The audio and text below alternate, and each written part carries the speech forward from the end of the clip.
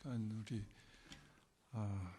간증하시는 시간인데 우리 1대1 마치신 분 중에서 또 간증하시고 또 일주일 지나시면서 체험하신 분들도 이렇게 간증하실 수 있는 시간입니다. 예. 이민희 집사님이 이제 기도.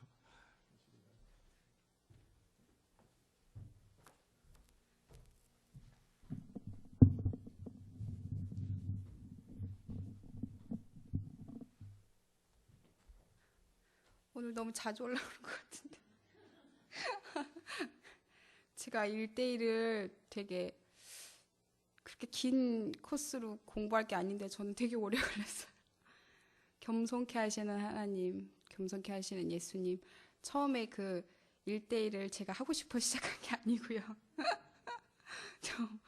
좀 반 억지로 시작을 해가지고 목사님한테 좀 짜증도 많이 내면서 시작했거든요. 그런데 중간에 또 처음에 하신 선생님한테 끝까지 또 마치지 못했었고, 근데 그 뒤에 그냥 이렇게 끝나는 게 아닌가 싶었는데 또 길 잃은 어린 양을 또 전도사님이 잡아주셔서 끝까지 1대1을 잘 마치게 됐습니다. 기본 저한테 이 시간이 너무 필요했던 게 어려서부터 믿었다는 교회 다닌 시간은 너무 긴데 정말 기초가 너무 없었어요. 말씀에 대한 기초. 근데 다시 기본으로 돌아가게 하시고 또 그 안에서 분명 하나님의 복음과 내가 가야 할 길과 또 앞으로의 저의 미래까지도 세세하게 말씀으로 인도해 주셔서 감사하고 깨닫게 해주셔서 감사하고, 지금 안 계시지만 심혜진 집사님, 처음에 권면해 주신 목사님 그리고 심혜진 집사님, 그리고 장승은 전도사님께 너무 감사드립니다. 그리고 하나님께 영광 돌립니다.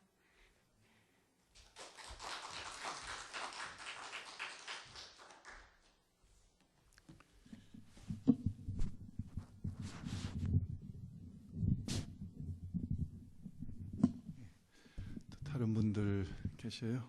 예, 우리 김복순 권사님 오랜만에 오셨는데 우리 반갑습니다. 박지영 집사님 간증.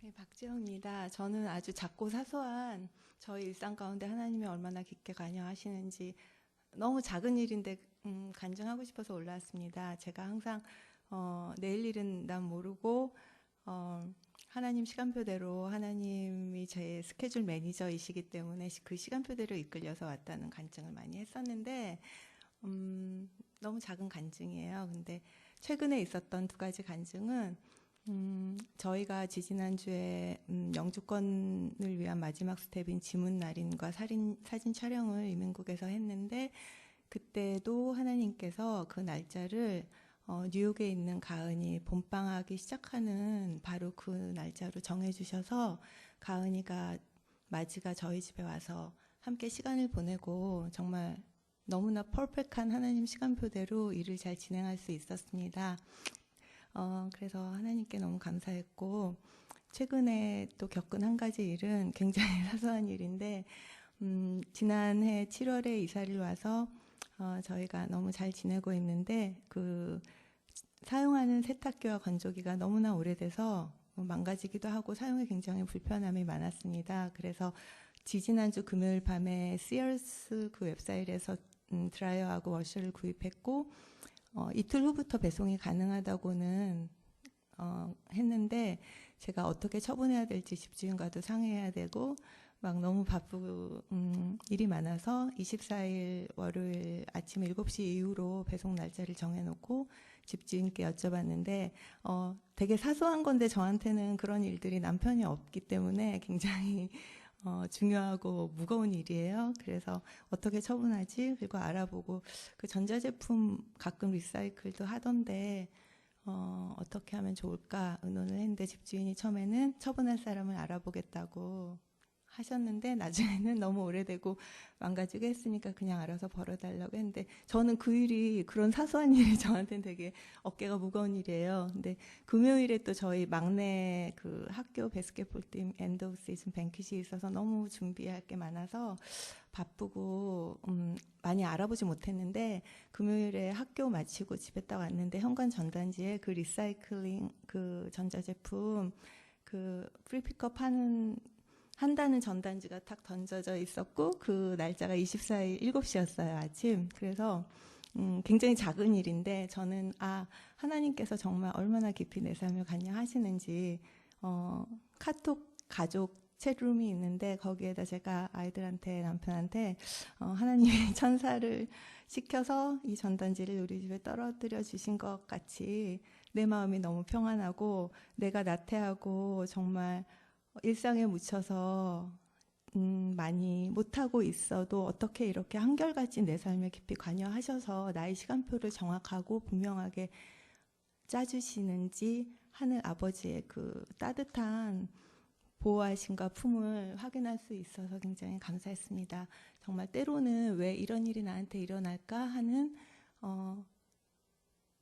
물음표를 삶 가운데 많이 찍지만 결국은 정말 하나님의 깊은 그런 섭리하신 가운데 내가 이끌려가고 있구나 때때로 알려주시는 주님께 감사드리고요. 갈 바를 알지 못하고 오직 하나님의 믿음으로 순종으로 나가는 아브라함 믿음으로 계속 하나님의 다음 스텝을 기대하고 찬양합니다. 감사합니다.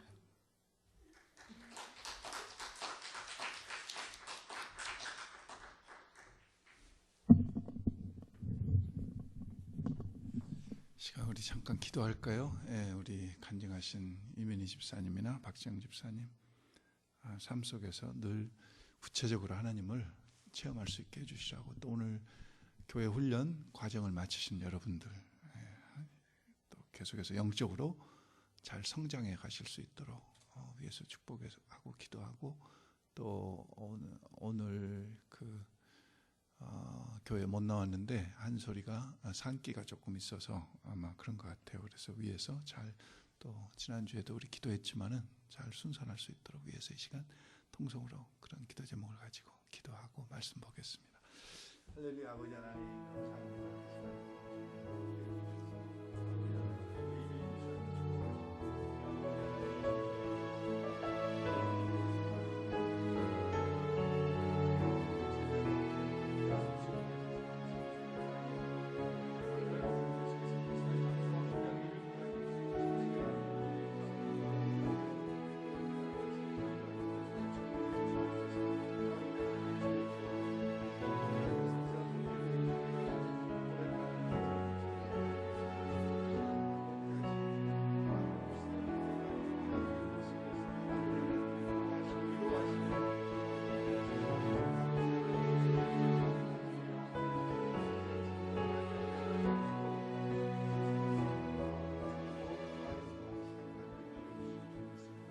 하나님께 돌립니다. 예수님의 이름으로 기도했습니다. 아멘.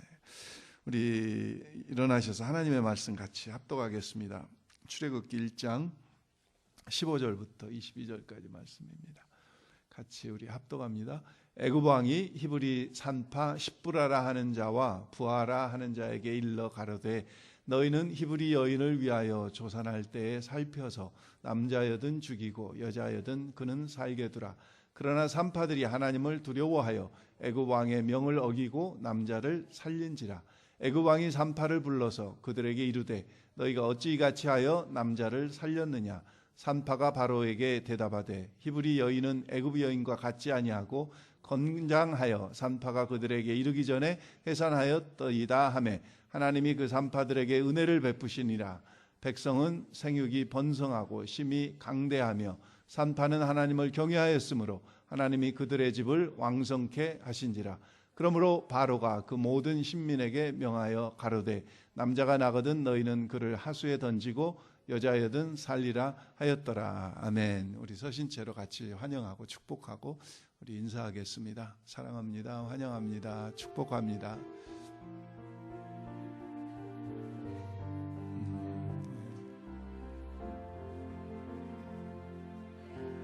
형제의 모습 속에 보이는 하나님 형상 아름다워라. 존귀한 주의 자녀 됐으니 사랑하며 섬기리. 자매의 모습 속에 보이는 하나님 형상 아름다워라. 존귀한 주의 자녀 됐으니 사랑하며 섬기리.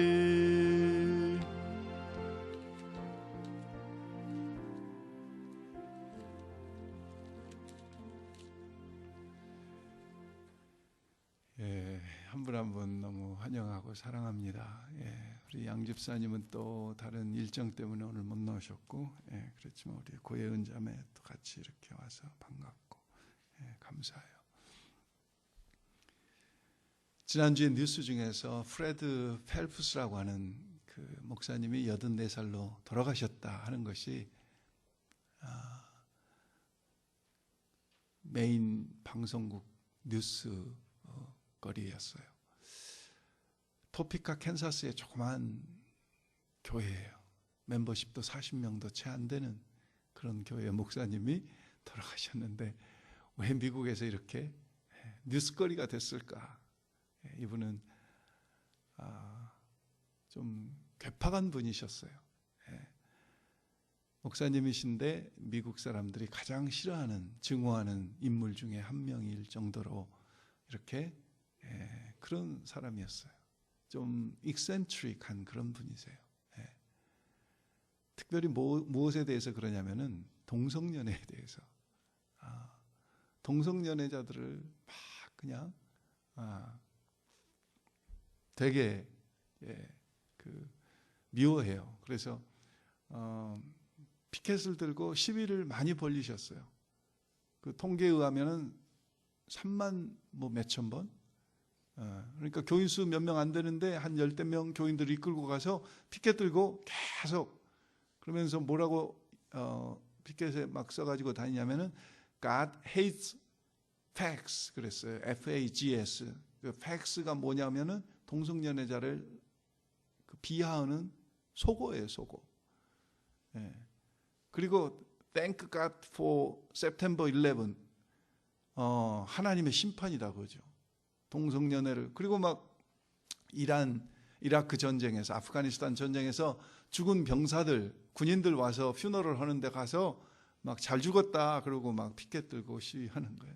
왜냐하면은 그 동성연애자인데 군대 가서 죽었다고, 너는 군대에서 너는 천벌 받은 거다 그러고 막. 그래서 군대 그 유가족들이 너무 화가 나가지고 고소를 했어요.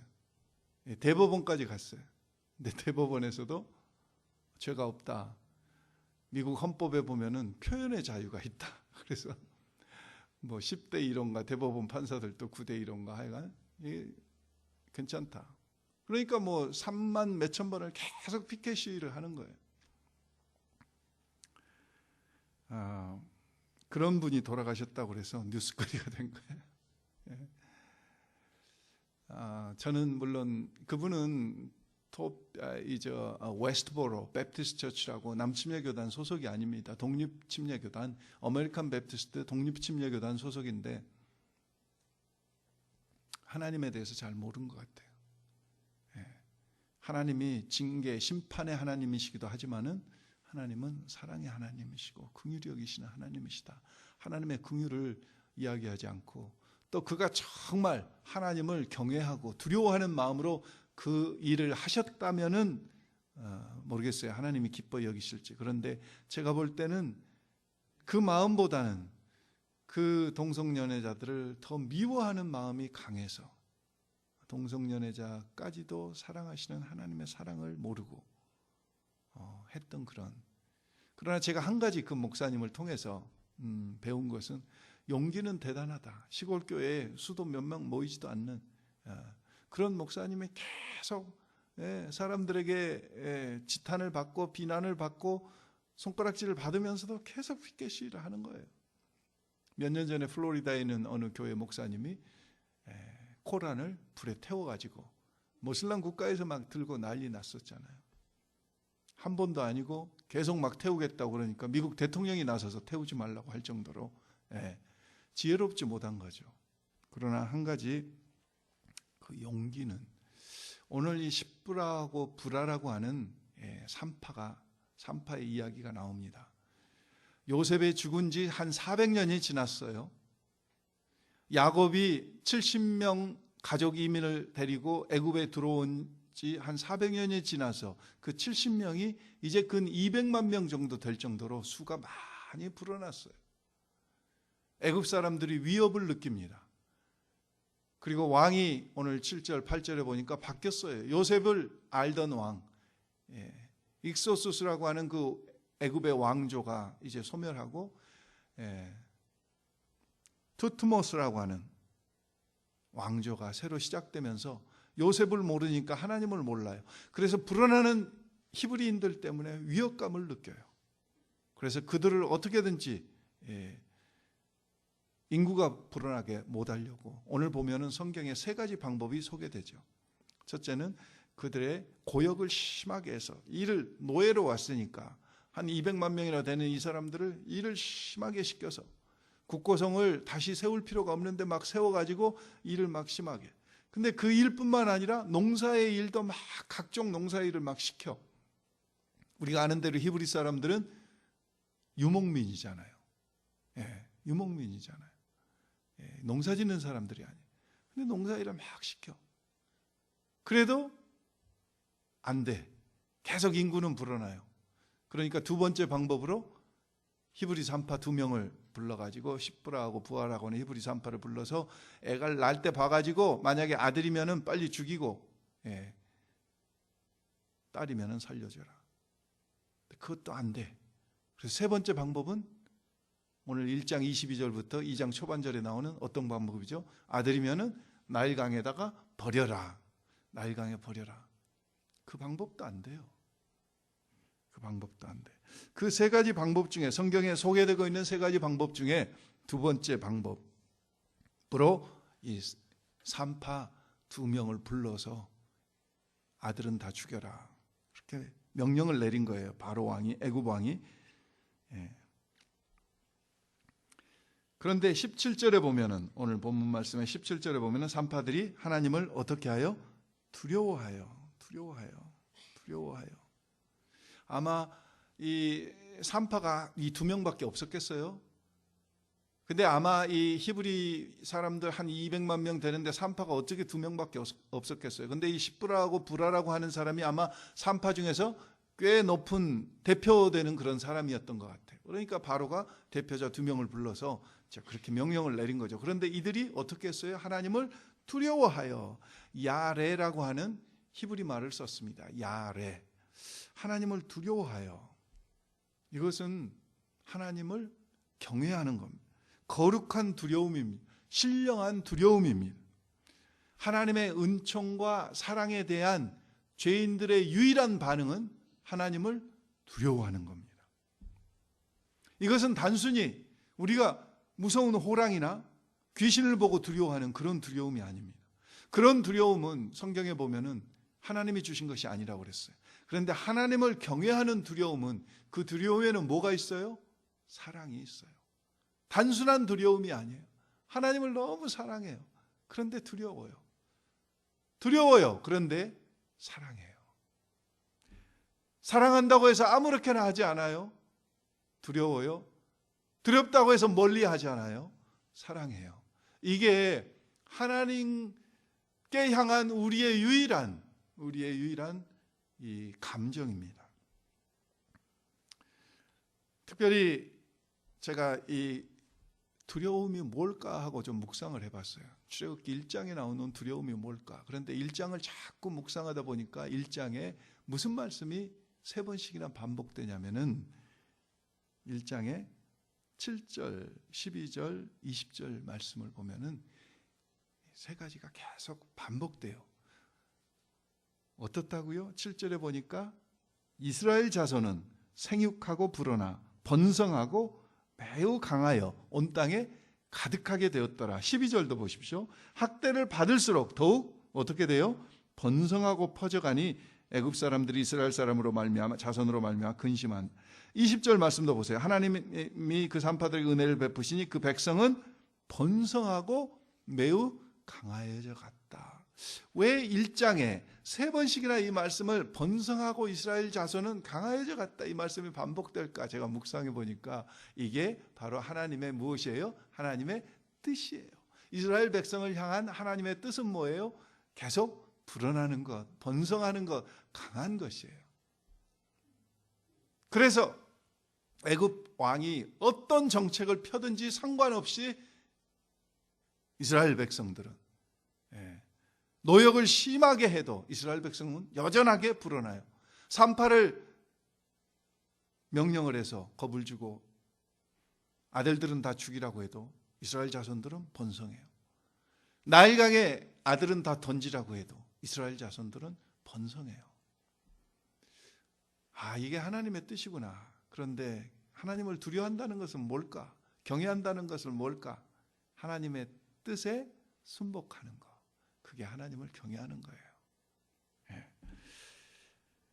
바로의 명령을 선택할 것이냐, 하나님의 명령을 말씀을 선택할 것이냐, 하나님의 뜻에 순종할 것이냐.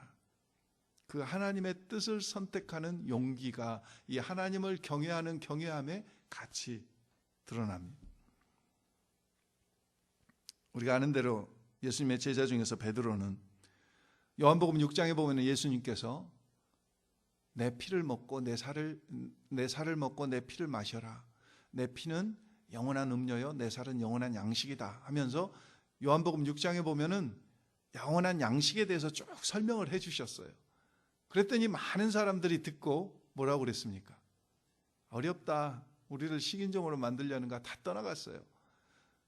남아있는 제자들을 보고 예수님께서 너희도 가려느냐 하고 물어봤더니 제자를 대표해서 베드로가 뭐라고 이야기했습니까? 생명의 말씀이 주께 있사오니 우리가 뉘게로 가리까 하면서 예수님을 따랐어요. 예수님을 따랐어요. 세상을 따르지 않고 예수님을 따랐어요. 이게 바로 하나님을 경외하는 자의 용기요 모습입니다. 또 보면은 베드로는 우리가 잘 아는 대로 마태복음 16장에 보면은 예수님께서 사람들이 나를 누구라고 하느냐 물어봤을 때 주는 그리스도시요 살아계신 하나님의 아들입니다 하고 쭉 이야기를 고백을 했어요. 주님께 칭찬을 받았어요. 바요나 시몬아 복이 있도다. 이를 내게 알게 하니는 혈육이 아니요 하늘에 계신 아버지다.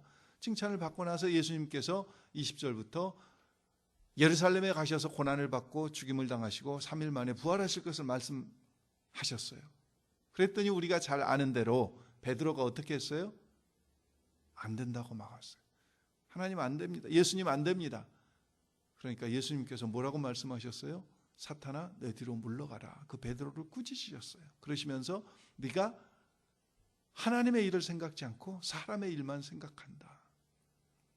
두려워하는 자는 하나님을 경외하는 자는 하나님의 일을, 하나님의 뜻을 이루는 데 순복하고 선택하고 결단하는 용기가 있는 자가 하나님을 경외하는 자예요.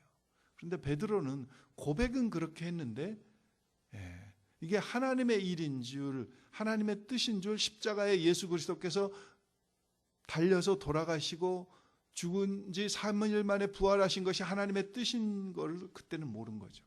그때는 몰랐어요.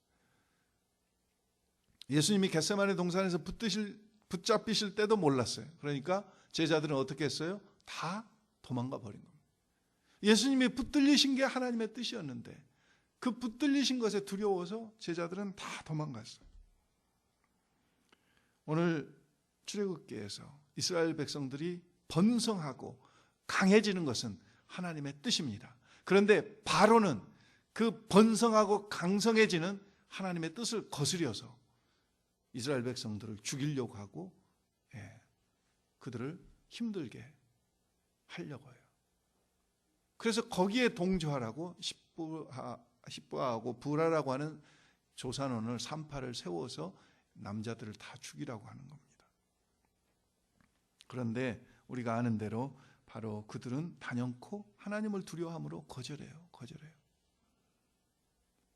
여러분, 사도행전에 보면은 아까 우리 제자들이 그렇게 예수님을 부인했던 그들이 성령의 강림을 체험하고 나서 사도행전 2장이 지나고 2장에 성령이 임하면서 그들이 담대히 하나님의 말씀을 선포할 뿐만 아니라 3장에 보면은 성전의 미문에 앉은 안진뱅이를 치료해 줍니다.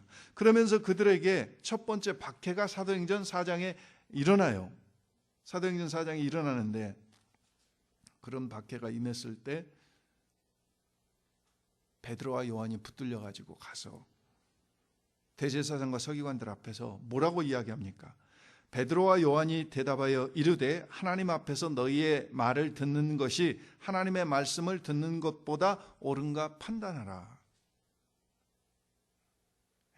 하나님을 경외하는 자는 선택할 수 있어요. 바로의 말을 들을 것인가, 하나님의 뜻, 이스라엘 백성이 번성하고 강해지는 것을 택할 것인가. 오늘 베드로와 요한도 저들이 위협하고 말씀을 전하지 못하게 하니까 그냥 스탑할 것인가, 아니면은 계속 저들이 전하지 못하게 해도 하나님을 두려워하는 그 마음으로 전할 것인가. 오늘 베드로와 요한은 너희 말을 듣는 것이 하나님 말씀 듣는 것보다 옳은가 판단하라. 29절 말씀에도 보면은요, 사도행전 4장 29절에 그래서 놓였어요. 그들이 위협하고, 이번에는 첫 번째 박해 때는 때리지 않고 위협하고 그냥 놓아줬어요. 그래서 갔더니 자기를 위해서 기도하는 많은 교회 식구들이 있었어요. 그래서 그들과 함께 하나님 앞에 막 감사하면서 간직하면서 다시 기도하는데, 그 기도의 내용이 4장 29절에 보면은 뭐라고 기도하고 있습니까? 주여 이제도 그들의 위협함을 굽어보시옵고 또 종들로 하여금 담대히 하나님의 말씀을 전하게 하여 주옵시며. 하나님을 두려워하는 사람은 사람을 두려워하지 않아요.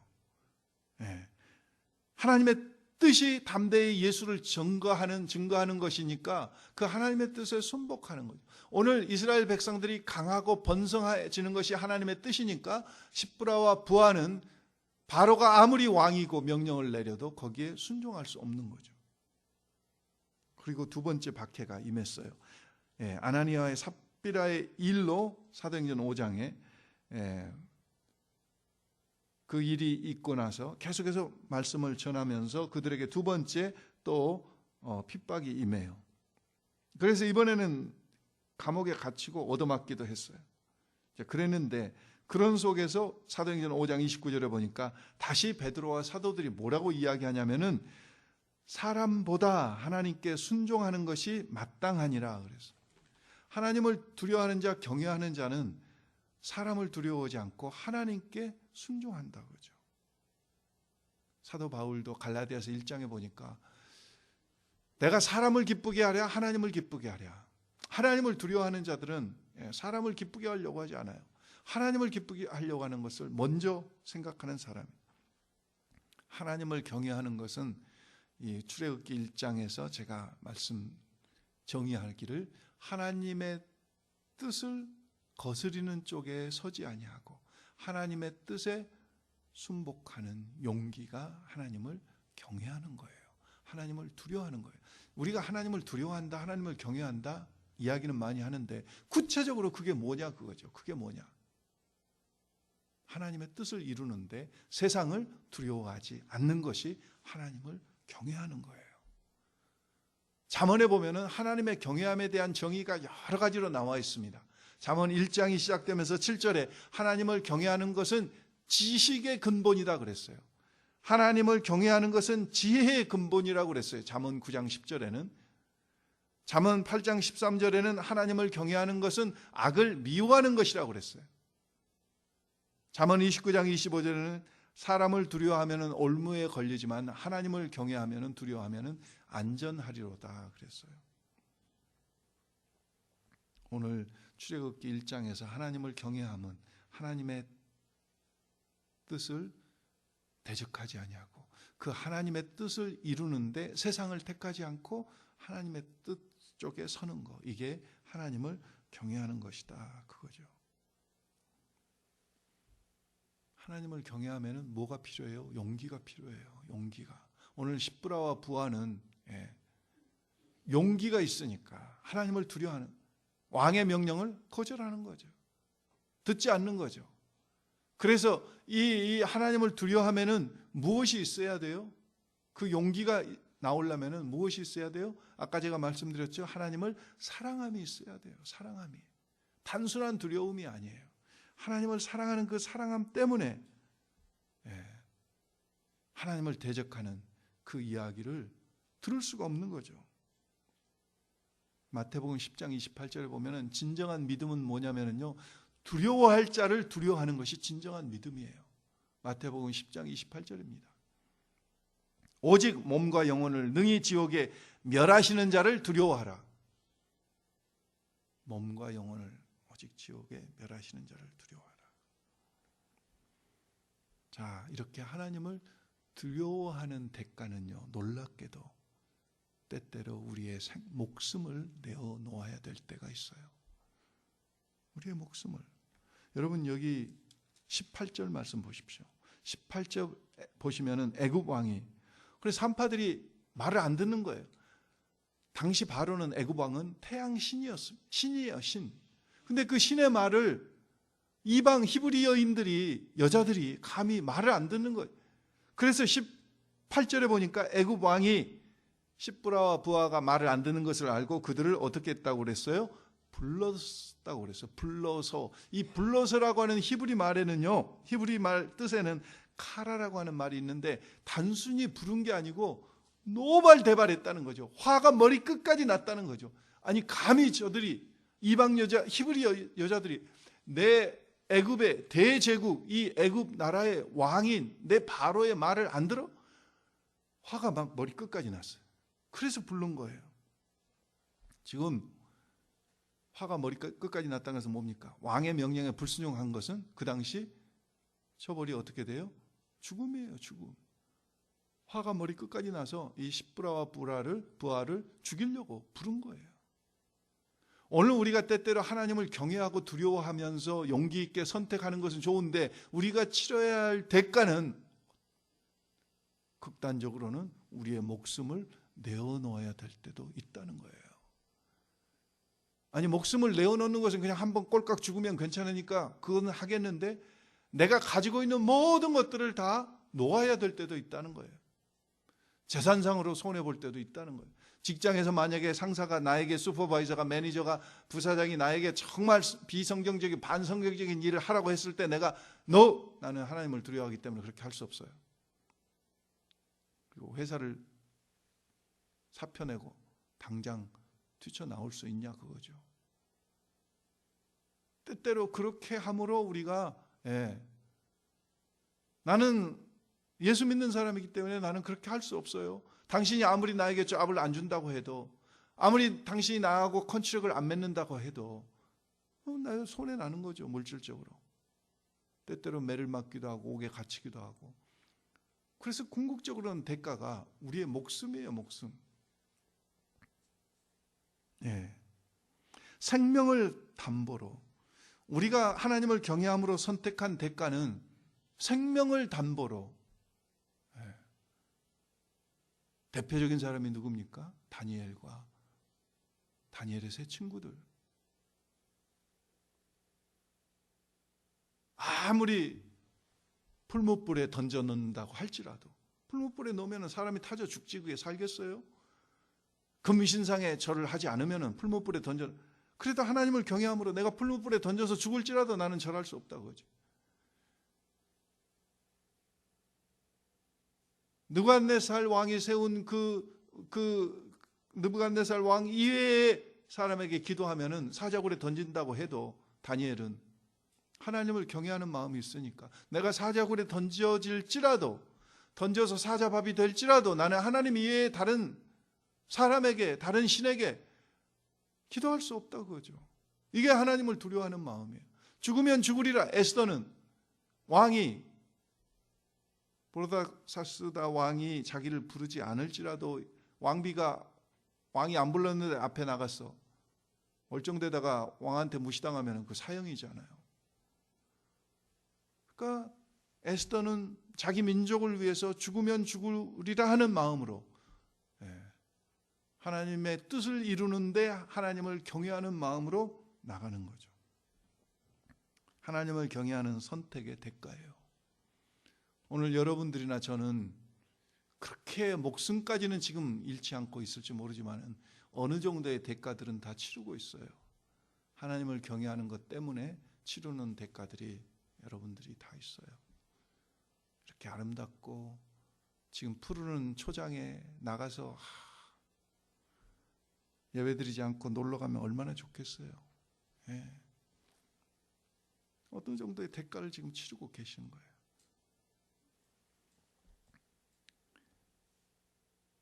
또 보면은요, 그 결과를, 우리가 하나님을 두려워하는 그 결과, 이 십부라와 부하가 하나님을 두려워함으로 왕의 명령에 불순종해서 일어나는 그 대가는 목숨인데, 그 결과를 보면은, 결과를 제가 한 3가지로 보았는데요. 그 결과는 이 목숨을 한번 내어놓는 것과 상쇄하고도 얼마든지 남음이 있을 만한 결과가 있더라고요. 그 결과가 처음에 뭐냐니까, 지금 바로왕이 불렀어요. 노발대발해가지고 화가 머리 끝까지 나서 불렀어요. 18절에 불러 그들에게 이르되, 그 다음에 뭐라고 그럽니까? 너희가 어찌하여, 그 단어가 중요해요. 어찌하여. 이 어찌하여라고 하는 단어는요, 히브리 말로 마뚜아라고 하는 단어인데, 이 마뚜아라고 하는 단어는 깜짝 놀랐다는 단어예요. 아니, 일개삼파, 뭐 히브리인의 무슨 수장이나 무슨 슈퍼바이저나 이런 사람도 아니고, 아니 그냥 3파 정도 되는 사람, 태양신인 바로의 말을 안 들어? 화도 났지만 한편으로는 어떻게 했다고요? 깜짝 놀랐다는 거죠. 어찌하여. 여러분, 우리가 하나님을 경외하면은 세상이 어떤다? 놀랜다 그죠. 우리가 하나님의 뜻을 택하고 하나님의 뜻에 순복하면은 바로가 놀래듯이, 바로가 깜짝 놀랐어요. 감히 저들이, 노예로 와서 있는 히브리 이방 3파 여인들이 왕인 나의, 태양신인 내 말을 안 들어? 어찌하여. 깜짝 놀란 거죠. 우리가 하나님을 경외하면서 하나님의 뜻에 순복하면요, 세상이 놀래요. 요즘 세상에 잘 안 놀래죠. 왜 안 놀랄까요? 우리가 교회가 하나님을 경외함이 없으니까 세상이 별로 놀랄 일이 없는 것 같아요.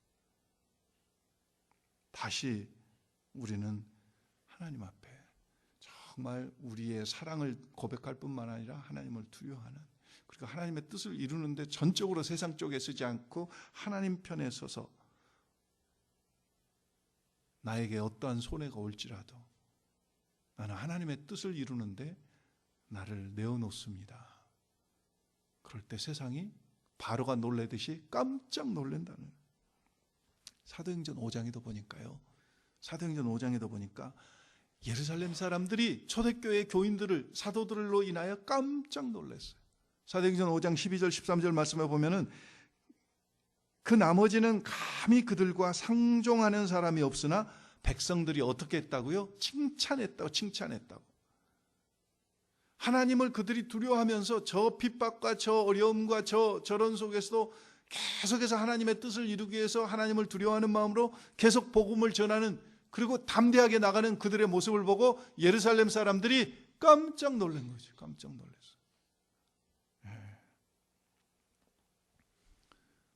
하나님을 감동시킬 뿐만 아니라 세상을 깜짝 놀라기에는 저와 여러분이 될 수 있기를 주의 이름으로 축원합니다. 하나님을 우리가 경외만 하면, 하나님을 우리가 두려워하는 마음으로 정말 용기 있게 결단하면 바로가 깜짝 놀라요. 세상이 깜짝 놀라요. 하나님이 감동하셔요. 두 번째는 결과를 보니까 20절에 어떤 결과가 있습니까? 하나님이 그 산파들에게 무엇을 베푸셨어요? 은혜를 베푸셨다. 20절에 나오는 이 은혜는 흔히 구약 성경에 나오는 헤세드라고 하는 그 은혜가 아닙니다. 헤세드라고 하는 일반적인 하나님의 긍휼히 여겨주시는 그 자비가 아니라 여기서 은혜는 20절의 은혜는 야탑이라고 하는 히브리 말을 썼어요. 야탑이라고 하는 은혜는 다른 은혜입니다. 이 은혜는 무슨 은혜냐면은 잘되게 해주시는 은혜예요. 좋게 해주시는 은혜예요. 선대하시는 은혜예요. 그러면서 20절에 하나님이 그 산파들에게 은혜를 베푸시니, 이 말은 무슨 이야기냐면요, 19절에 보십시오. 19절에 바로가 머리 끝까지 나서 그들을 불러가지고, 화가 머리 끝까지 나서 그들을 불러가지고 어찌하여 너희가 내 말을 거역할 수 있다는 말이냐 그러면서 막 야단을 치니까 왕 앞에서 한마디도 못할 줄 알았는데 19절에 뭐라고 그럽니까? 산파들이 바로에게 대답하되 히브리 여인은 애굽 여인과 같지 아니하고 건장하여 산파가 그들에게 이르기 전에 해산. 우리가 가기 전에 애를 다 건강해서 산파의 도움 없이 애를 잘 낳는다 그거죠. 여러분, 이 말은요 거짓말이에요. 거짓말. 성경학자들이 이건 말도 안 되는 소리. 예. 그러니까 바로 앞에서 핑계, 말도 안 되는 소리로 거짓말을 한 거예요. 이 십브라와 부하가, 여러분 하얀 거짓말이라는 거 있잖아요. 영어로도 white lie. 근데 하얀 거짓말, 우리가 거짓말하면 안 되지만 하얀 거짓말에 들어간 게 이 두 가지가 있대요. 저 생명을 건지기 위해서 하는 거짓말. 두 번째는 다른 사람을 위해서 하는 거짓말. 목숨을 건지기 위해서 하는 거짓말. 근데 다른 사람의 목숨을 위해서 건지기 위해서 하는 거짓말은 그것은 화이트 라이라고. 그래서 괜찮대요. 정말 괜찮을까 싶은데 성경에 보니까 그런 거짓말 한 사람이 또 있더라고요. 누구냐면은 여리고성의 기생 라합. 기생 라합이, 여리고성 왕이 히브리인의 정탐꾼이 어디 있느냐 하니까 기생 라합이 거짓말했잖아요. 거짓말했어. 오늘 이 십브라와 부하가, 히브리 여인은 우리가 달려가기 전에 애를 그냥 놔버립니다. 너무 건강합니다. 그래서 우리가 뭐 어떻게 죽이고 살리고 그럴 수가 없습니다. 말이 안 되는 소리를 거짓말을 했어요. 근데 하나님의 은혜를 20절에 베푸시니까 왕이 이 말이 어떻게 해요? 믿어진 거죠. 그러니까 십브라와 부하는 왕 앞에서 어떻게 해야 돼요? 지금 왕의 명령을 거역했으니까 당연히 죽임을 당해야 돼요. 죽임을 당해야 되는데 이 말도 안 되는 소리, 거짓말한 그 말이 하나님이 은혜를 베푸시니까 바로에게 믿어져 가지고 십브라와 부하를 살려두는 거예요. 하나님을 두려워함으로, 담대함으로 그들이 이렇게 하나님의 뜻을 이루는 쪽에 서니까 하나님께서 은혜를 베푸셔서 말도 안 되는 소리로 믿어지게 해요. 사도행전에 보니까요, 사도들을, 제자들을 핍박하면서 막 죽이려고 하는데 계속 핍박만 있는 게 아니라 사도행전 5장 33절 이하에 보니까 그들을 향해서 계속 이제는 위협해도 안 돼, 옥에 가둬도 안 돼, 매를 때려도 안 돼. 그러니까 죽이려고 하니까 하나님께서 갑자기 누구를 세우시죠? 바리새인 중에서 바리새인인 가마리엘을 세우셔요. 우리가 아는 대로 가마리엘은 누굽니까? 사울의 스승이에요. 예수님 앞에 그렇게 회칠한 무덤이라고 저주를 받았던 그룹이 누굽니까? 바리새인들이에요. 근데 그 바리새인 중에서 수장이 누구냐면 가마리엘. 주님 앞에 예수님께 그렇게 꾸중을 듣고 저주를 받았던 그 바리새인 중에 수장인 가마리엘이 도리어 나서 가지고 사도행전 5장에 보니까 저 사람들 좀 내버려 두자. 저들이 만약에 하나님께로 났으면 우리가 대적하지 못할 것이고, 하나님께로부터 안 났으면 우리가 귀찮게 안 해도 그냥 저들 다 조금 하다가 다 죽을 거니까 그냥 내버려 두자. 이런 소리를 하게 하나님께서 가마리엘을 세우셔요. 하나님께서 은혜를 베푸신 거죠. 오늘 바로 왕에게 이 십브라와 부하라고 하는 산파가 말도 안 되는 소리를 가서 해요. 히브리 여인은 건강해서 애 낳을 때, 출산할 때 도움이 필요 없습니다. 근데 바로 왕의 귀에 그 말이 믿어져요. 믿어져. 그래서 십부라와 부하를 살려줘요. 하나님을 경외하는 결과의 두 번째 결과입니다. 세 번째는 거기 21절 보십시오. 21절을 보니까 그 산파들이 하나님을 경외하였으므로 하나님이 어떻게 하셨다고요? 그들의 집안을 흥왕하게 하신지라. 흥왕케 하셨다고 하는 말씀은 일으켜셨다, 세우셨다, 번창케 하셨다, 왕성하게 하셨다. 그런데 누구를 그렇게 하셨다고요? 십부아와 부라라고 하는 산파의 그 집안을 whole family를. 빌립보 감옥의 간수장이 바울과 실라를 통해서 예수를 영접함으로 그 가족이 다 구원을 받은 것과 마찬가지로 오늘 이 십부라하고 부하라고 하는 이 두 여인이 하나님을 경외함으로, 하나님을 두려워함으로 하나님의 뜻을 이루는 쪽에 섰더니 하나님께서 그 온 집안을 대대로 축복하시고 번창케 하시고 왕성케 하셨다는 거예요. 여러분, 자, 이렇게 되니까 한번 목숨 한번 걸어볼 만하지 않아요? 예? 십부라와 부하가 목숨을 걸었는데 죽고 딱 끝나버렸어.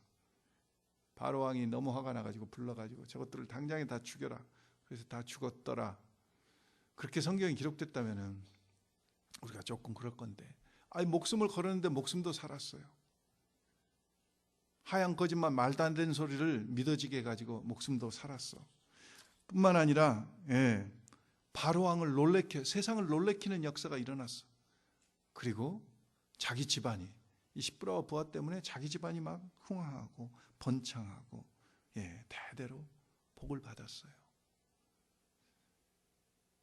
하나님을 경외한 자예요. 우리는 당연히 하나님을 사랑하고 두려워하는데 하나님께서는 경외한 자를 이렇게 축복하셔요. 여러분, 아비나답 집과 오베데돔 집의 다른 점을 아세요? 아비나답하고 오베데돔 집의 공통점을 아세요? 다른 점을 아세요?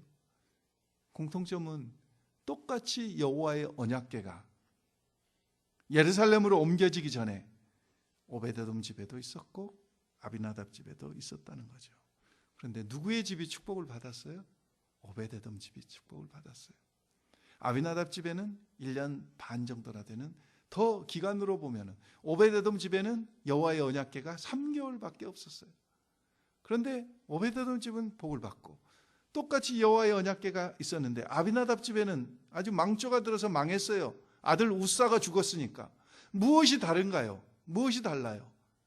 똑같이 여호와의 언약궤가 있었는데, 하나님의 임재가 있었는데 아비나답 집에서는 하나님을 두려워함이 없었고 오베데돔 집에는 하나님을 두려워함이 있었고. 그래가지고 다윗 왕이 오베데돔이 3개월 만에 여호와의 언약궤 때문에 복 받는 것을 알고 다윗 왕이 깨달은 거예요. 내가 하나님을 경외함이 없어가지고 첫 번째 여호와의 언약궤를 옮기려다가 이렇게 하나님을 마음 상하게 했구나. 그래서 오베데돔 집이 복받았다고, 여호와의 언약궤로 말미암아 복받았다는 소식을 듣고 온 군대를 동원하고 성가대를, 교향악단을 다 동원해서 하나님을 막 두려워하며 찬양하는 마음으로 이 춤을 추고 난리 법석을 피우잖아요. 하나님을 경외한 자, 하나님을 경외하지 않는 자.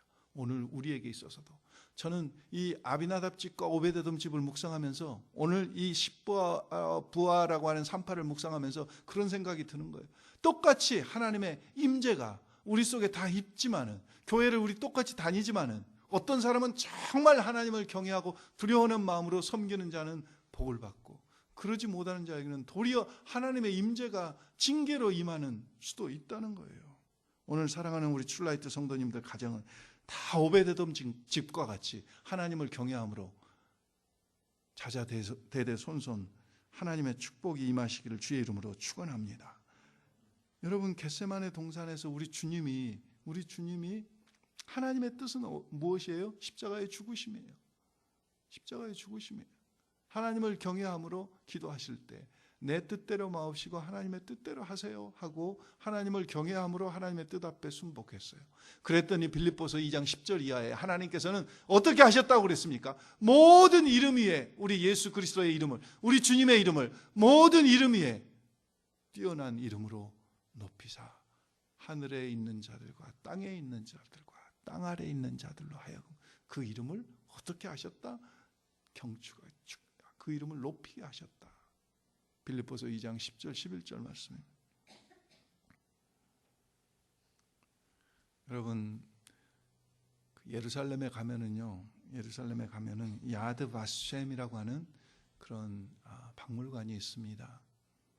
제가 예루살렘에서 한 2개월 살면서 그 예루살렘을 주로 시내버스 타든지 먼 거리는 아니면은 웬만한 거리는 다 걸어 다니면서 곳곳을 다녔어요. 주님이 다니셨던 곳,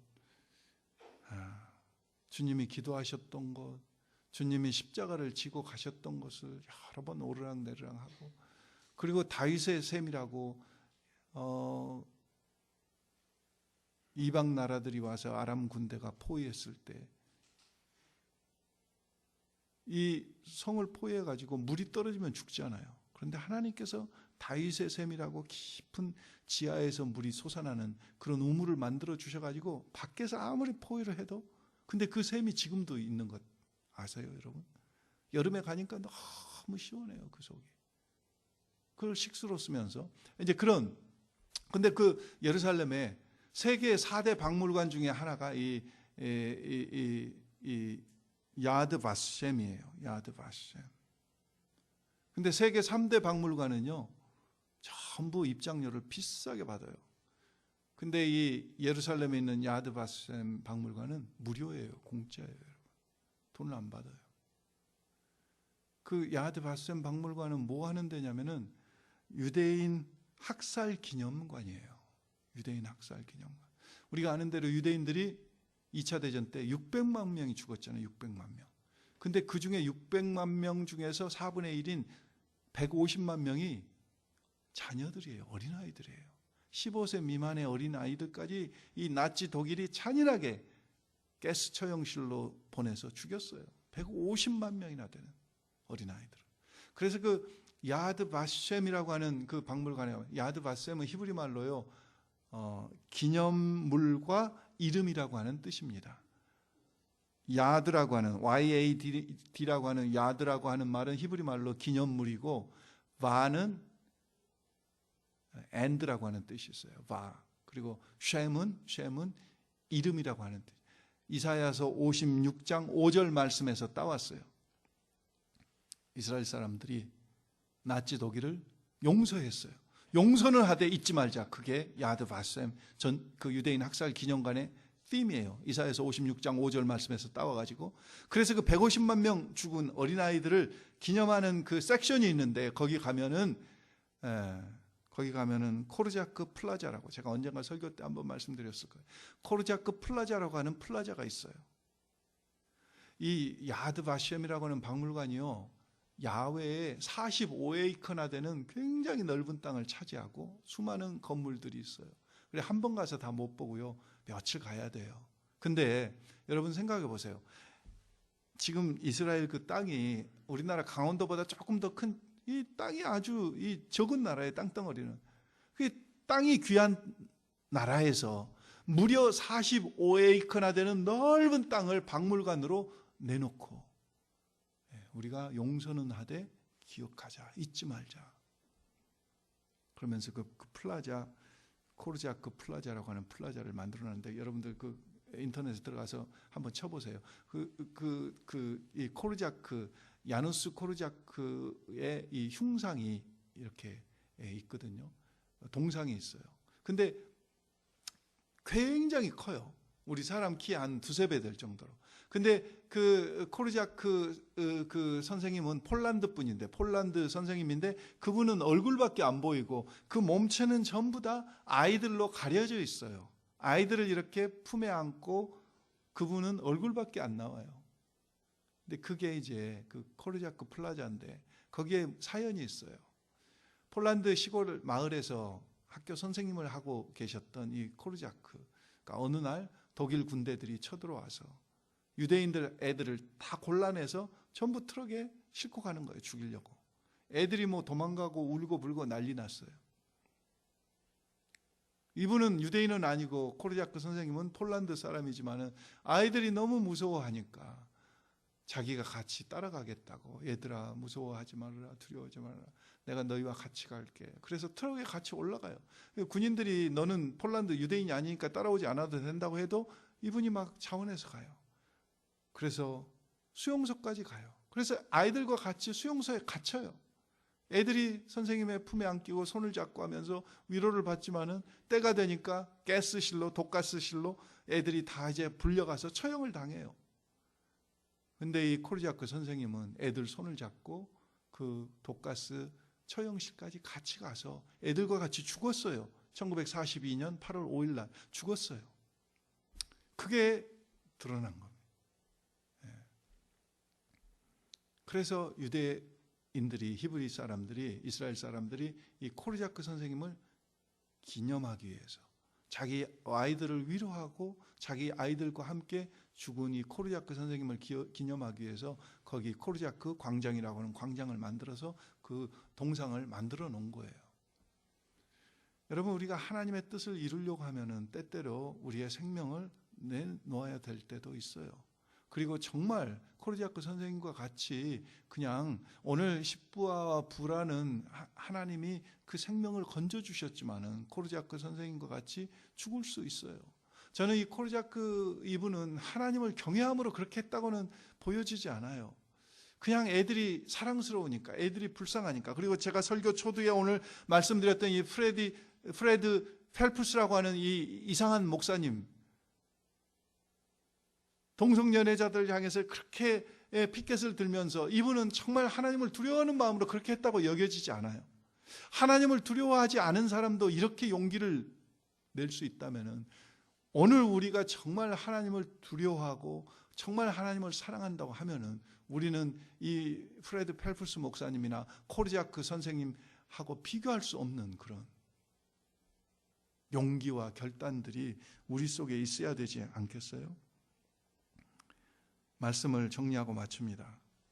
결정적인 결단과 용기는 하루아침에 갑자기 이루어지지 않습니다. 수많은 갈등 속에서 실수하고 또 일어나고, 실수하고 또 일어나고, 잘못된 결단과 선택들로, 작은 결단과 선택들로 연습된 사람들이 결정적인 순간에 결정적인 결단을 내릴 수 있다고 저는 믿어요. 베드로도, 예수님의 수많은 제자들도 마찬가지였잖아요. 그들이 아까 말씀드렸지만은 어느 때는 이렇게 고백했다가 예수님 편에 섰다가 어느 때는 도망가 버리고 어느 때는 목숨까지 걸고 부인하고, 그러다가 성령을 체험하니까 그렇게 담대해져서 결정적인 순간에 결정적으로 주님을 경외하고 하나님의 뜻을 이루면서 그들은 사도 요한을 빼놓고는 다 순교하지 않았지 않습니까? 순교하지 않았. 오늘 우리도 마찬가지예요. 오늘 우리가 신앙생활을 하면서 예배를 드립니다.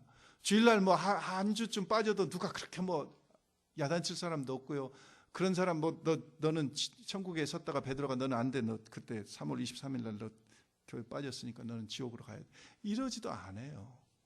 우리가 무슨 새벽기도 하루 좀 빠졌다고 뭐 그렇게 하나님 앞에 질책을 받고 그럴 것도 아니에요. 우리가 뭐 하나님 11조 떼어먹었다고 성경에서 말라기에서 도둑놈이라고 그러지만 뭐 그렇게 하나님께서 그럴 것 같지는 않아요. 성경 공부 조금 안 하고 빼먹고 슬슬 도망갔다고 뭐 그렇게 그럴 것 같지도 않아요. 동산 모임 좀 한 번 빠졌다고, 전도하러 나가는데 내가 한 번 빠졌다고, 내가 음식하는데 내가 좀 안 하고 좀 설거지도 안 도와주고 편하게 지냈다고, 별로 그럴 것 같지는 않아요. 그런데 이런 것들을 통해서 내가 부인되고 내가 정말 하나님을 두려워하고 경외하는 마음으로 크고 작은 이런 일들에 내가 계속 하나님을 두려워하는 마음으로 하나님의 뜻을 이루어가는 사람들이 결정적인 순간에 하나님 쪽에 서서 하나님의 뜻을 이루는 자로 쓰임받을 수 있는 것이지, 평소 때 그냥 대충 신앙생활 하다가 결정적인 순간에 나는 그래도 이것은 지극히 성경적이지 않은 이야기예요. 제가 창세기 39장을 읽다가 10절 은혜 받았는데 11절 말씀에는 더 은혜 받았어요. 우리가 잘 아는 대로 창세기 39장에는 누구 이야기가 나옵니까? 요셉의 이야기가 나오잖아요. 보디발의 집에 노예로 팔려갔잖아요. 보디발의 아내의 유혹 앞에 요셉이 창세기 39장 10절에 뭐라고 고백합니까? 내가 어찌 이 큰 악을 행하여 하나님께 무엇하리까? 득죄하리까? 하나님께 득죄하리까? 그리고 거절했어요. 너무 잘했죠. 근데 그게 11절에 보니까 매일 요셉은 매일 보디발의 아내로부터 유혹을 받은 거예요. 매일 거절했어요. 그러다가 집에 아무도 사람이 없는 결정적인 순간에 보디발의 아내가 정말 죽기 아니면 살기로 달려들 그 결정적인 순간에 요셉은 결정적으로 하나님을 경외함으로 하나님 편에 쓴 거예요. 저는 사랑하는 여러분들이 오늘 우리가 예배를 드립니다. 기도를 드립니다. 물질을 드립니다. 우리가 섬깁니다. 성경 공부를 합니다. 이런 것들을 통해서 하나님의 경외함, 하나님의 뜻을 이루는 쪽에 우리가 늘 서가다가 정말 여러분과 저의 삶에 있어서 어느 순간 결정적으로 오늘 십브라와 부하와 같이 십브라와 부하의 삶을 나는 성경학자들이 좀 저보다 더 훌륭한 분들이 좀 많이 연구 좀 해봤으면 좋겠어요. 평소 때 어떻게 살았는가. 근데 제가 안 봐도 알겠어요. 그냥 보통 때 그냥 되는 대로 마음대로 하고 싶은 대로 산 게 아니라 십브라와 부하는 정말 하루하루를 하나님을 두려워하면서 하나님의 뜻이 어디 있을까 생각하면서 그렇게 살다가 결정적으로 바로가 불러서 아니 왜 십브라와 부하 이 두 사람만 불렀겠어요? 그 수많은 산파들이 있는데 수만 명 산파들이 있는 속에서 이 두 사람을 딱 불렀는데 이 두 사람은 평소 때 늘 연습해 왔던 사람들이에요. 하나님 편에 섰던 사람들이에요. 하나님을 두려워했던 사람들이에요. 당연히 바로의 말을 안 듣지. 오늘 사랑하는 여러분과 제가 하나님 앞에 이렇게 쓰임받기를 소원합니다. 정말 우리가 하루하루가 교회가 크고 작고 중요한 게 아니라요. 우리가 정말 하나님 앞에 교인이 많이 모이는 큰 예배는 중요한 예배고 교인이 적게 모이는 작은 예배는 그냥 대충 하는 예배고 그건 아니지 않습니까? 하나님 앞에 늘 두렵고 떨리는 마음으로 설교 준비도 마찬가지지 않습니까? 제가 수천 명 앞에 가서 설교할 때는 참 열심히 준비해요. 그냥 우리 교인들한테는 대충 준비하고 그러면 어떻게 되겠어요? 정말 하나님을 두려워하는 마음으로 우리가 하나님의 뜻을 이루는데 늘 선택하고 크고 작은 일에 선택하고 선택해서 저는 그때가 분명히 오리라고 믿습니다. 어느 때인가 하나님께서 저와 여러분을 오늘 십브라와 부하와 같이 바로 왕 앞에 서야 될 때가 우리에게 주실 거예요. 그때 담대하게 하나님을 두려워함으로 세상에 대해서 NO! 하고 우리가 단연코 하나님의 뜻을 택할 때 세상이 깜짝 놀랄 거예요. 하나님이 감동받으실 거예요. 그리고 그 하나님께서 여러분과 저에게 은혜를 베푸실 거예요. 그런 축복을 기대하면서 오늘도 하나님의 뜻을 분별하여 하나님을 두려워하는 저와 여러분이 될 수 있기를 주의 이름으로 축원합니다. 기도하겠습니다. 살아계신 아버지 하나님 감사드립니다. 오늘 정말 이 세상은 하나님을 두려워함이 없어서 얼마나 자고하게 행하는지 마음대로 살고 하고 싶은 대로 하고 내 중심적으로 살아가는 이 속에서 다시 한번 주님 출애굽기가 시작되면서 1장에 이 십브라와 부하의 이야기를 통하여 하나님이 기대하신 바는 바로 이런 사람들을 기대하시고 이런 사람들을 통해서 일하심을 우리에게 보여주셔서 너무 감사드립니다. 하나님 이스라엘 백성들을 사랑하셔서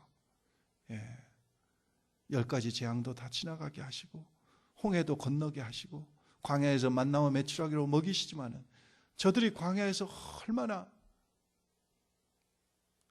하나님을 두려워하지 않고 마음대로 행했던지 하나님께서 이 출애굽기 1장에 이 십부라와 부하의 이야기를 넣어두심은 바로 이스라엘 백성이나 다름없는 저희들에게도 정말 하나님의 마음이, 하나님의 기대가 어디에 있는가를 우리에게 보여주심인 줄 믿습니다. 하나님, 정말 하나님을 두려워하는 자로 살게 하시옵소서. 예수님의 이름으로 기도했습니다. 아멘.